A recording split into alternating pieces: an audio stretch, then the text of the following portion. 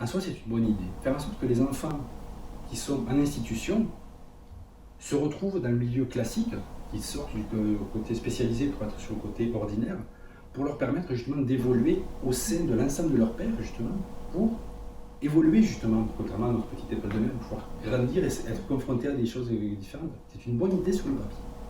Le problème, c'est que, alors ça serait un mauvais procès que de leur reprocher que ce sont juste des économies qu'ils cherchent à faire, mais avant, on a, dans les institutions, des éducateurs spécialisés, qui ont bac plus 3 et un certain niveau de salaire, qui petit à petit se sont retrouvés à être sur les mêmes missions que les moniteurs éducateurs, bac plus 2 avec un salaire beaucoup plus bas, mais à faire plus ou moins les mêmes missions quand même. De plus en plus de ME se retrouvent à faire le taf d'éduc, de la même manière qu'à l'hôpital, il y a pas mal d'assistants.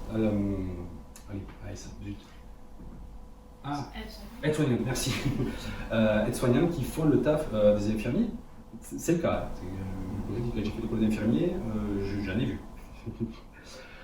Donc, des personnes qui sont moins formées, potentiellement moins qualifiées, mais dont on dit qu'elles ont les compétences, se retrouvent à faire des missions qui ne sont pas les leurs parce que ça a l'air moins cher. Donc, les EduxP se font petit à petit bouffés par les ME, moniteurs éducateurs.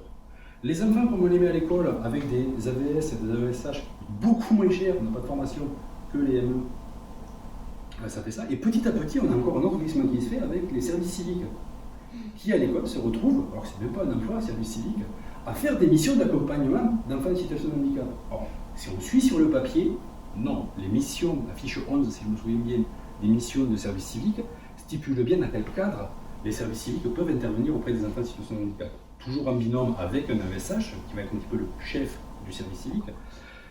Sur le papier, c'est très bien, c'est très joli. Pour une conférence de presse, c'est très joli. J'ai l'impression qu'ils ne font les lois que pour les conférences de presse. Mais sur le terrain, quand notre employeur direct, la personne qui a la possibilité de nous virer ou pas, le chef d'établissement, vous dit va t'occuper de l'enfant pendant le cours d'anglais, le service civique fait ok. Il ne connaît pas forcément ses droits et quand même il les connaîtrait, sa précarité l'empêche de se défendre. Donc ce glissement se fait. Mais c'est vrai aussi pour nous à l'AESH, quand on venait nous dire t'as qu'à aller à JCDI, il y a plein de collègues qui faisaient ok. Parce qu'elle ne voulait pas être virée à la fin de l'année.